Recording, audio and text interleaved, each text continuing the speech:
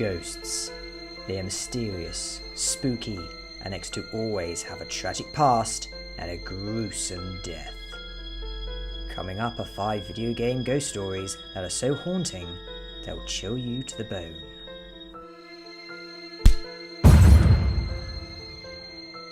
Hey there gamer guys and gals, I'm Richie and welcome to IT Critic, and I am dead, at least for this episode.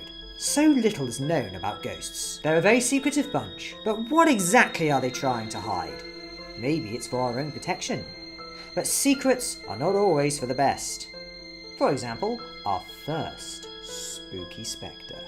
Did you like that with the hands? Spooky spectre. I feel very Captain Jack Sparrow right now.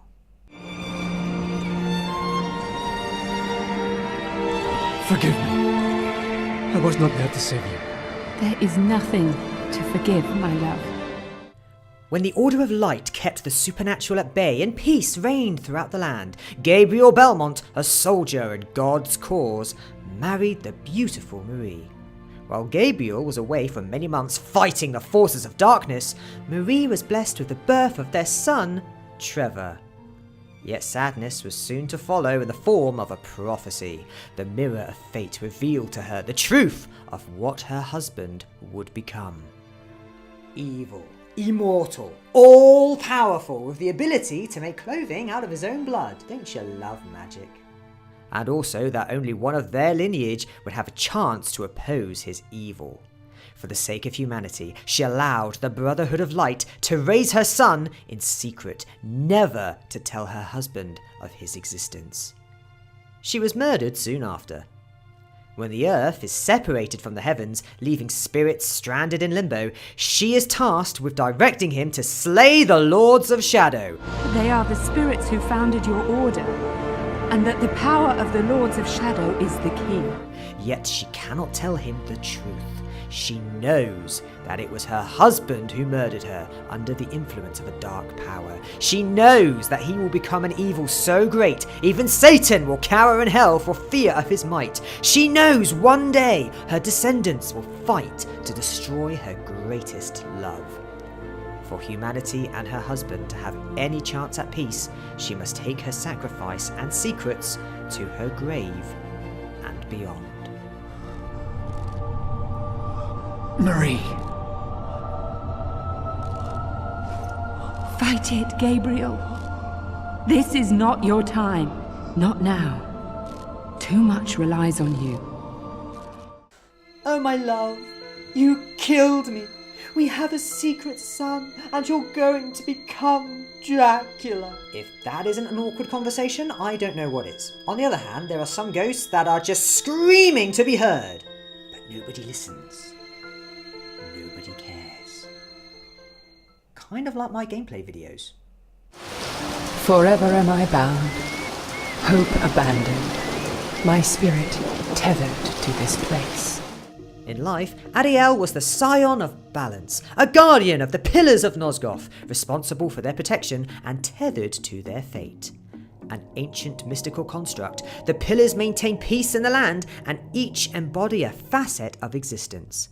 Time, mind, dimension. The pillars are basically the Infinity Gauntlet, but, less fashion trendy. Her untimely death would shake the foundations of Nosgoth for generations to come. Being brutally murdered while giving birth, her death blackened the pillars and drove the Circle of Nine into complete disarray. While madness spread through the circle, corrupting the Guardians and twisting their purpose, she is bound to haunt the pillars until balance is restored and a new scion takes up the role. All I may do is watch and remember, ceaselessly conscious as this wretched world's history unfurls.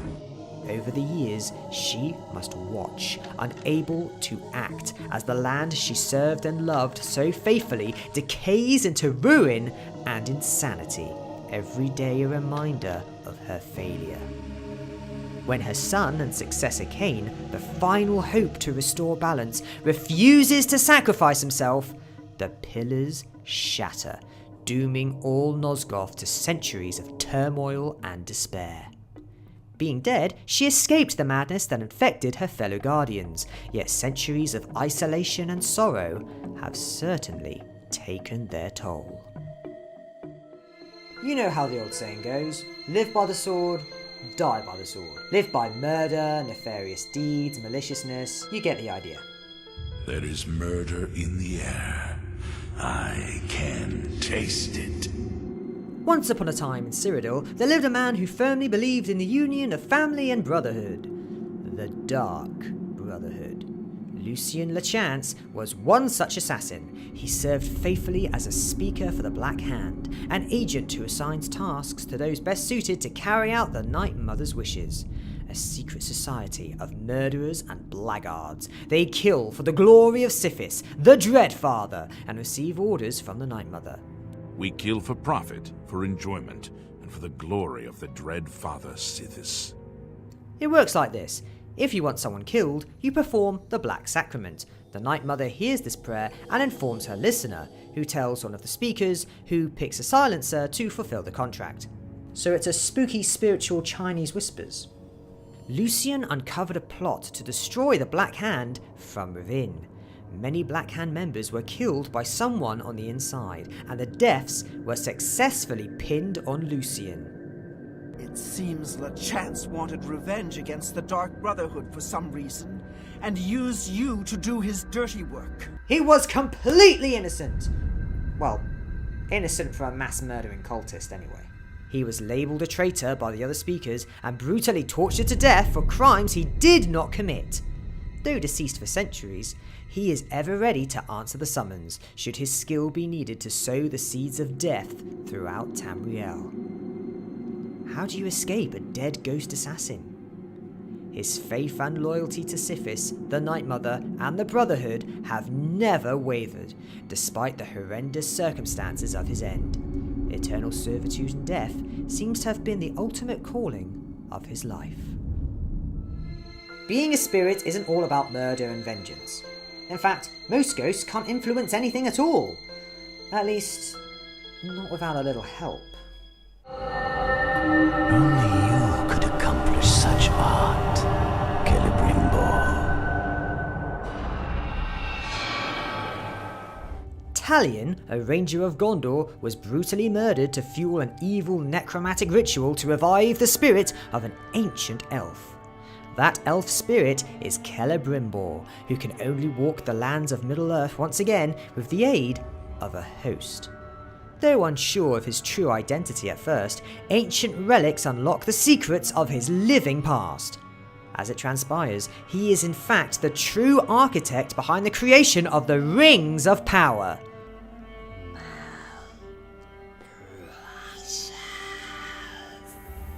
Like we were going to do a Lord of the Rings reference and not do a Gollum impersonation?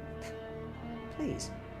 It was only through his aid that Sauron could accomplish his designs of conquest and dominion. Subsequently, Celebrimbor is responsible for all the war, hatred and corruption throughout the land. The path of evil is paved with good intentions. Sucks, doesn't it? Sauron took everything from him, deceived him, twisted his legacy and murdered his family before his eyes, until finally taking his life. He was a fearsome warrior, yet even his great power paled in comparison to the one Master Ring. The betrayal shakes Celebrimbor to the core. Now together, Talion and Celebrimbor strive to oppose the Dark Lord. Through Talion, he has a chance to right the wrongs he has forged. His hatred for Sauron burns with righteous fury, but beware, you always become what you hate. Finally, all will fear me and rejoice. Many phantoms refuse to cross over in order to seek justice or vengeance. It's funny how often the line between those concepts can blur. I am justice. I have watched this place and seethed at the wrongs visited on these poor folk, and now I seek to aid them. In Dragon Age, the Veil is a mystical barrier that separates the land of Thedas from the mysterious Fade, home to all manner of spirits, demons, and dreams. When a witch jinxes an entire town of villagers into the Fade, the spiritual embodiment of justice steps forth to right this wrong. During the conflict, justice is sucked through the veil and into the empty body of Christoph in the world of life. No. This is the world of mortals, beyond the veil. And this is a mortal body of flesh. I am trapped within. While Justice was trapped in the corpse of the Grey Warden, he was pure in his essence. As pure as you can be when possessing a desiccated, decaying cadaver. When he joined his being with the living soul of the mage Anders, they became fused into one inseparable entity. Anders' passion for the plight of the mages and the persecution they suffer serves to twist the morality of justice into vengeance. Whenever Anders loses control, the spirit takes over, fueled by rage. He is a force to be reckoned with. Whereas justice was righteous and fair, now vengeance is wrathful and dismissive of the safety of the innocent. Both Anders and Justice have been changed forever by their union, and not necessarily for the better. Those were just 5 haunting spirit stories from video games. Do you know any other spooky spectres with tragic tales? Then exercise those video game ghosts in the comments section below. If you enjoyed this video, then please remember to like and remember to share to become fart? Share to become fart. You do not want to become a fart. That is not the angle we're going for. Feel free to browse our other videos here on YouTube and our articles on RICHIE.com. And remember to share them. No, please share them. Please. Thank you so much for watching, for being my mates, my pals, my friends. I'm Richie. See you next time. Thank you for watching IG Critic. If you enjoyed viewing it as much as we did making it, then please remember to give a thumbs up, share, and subscribe. For more on video games, feel free to check out our other content here on YouTube and over on IGcritic.com.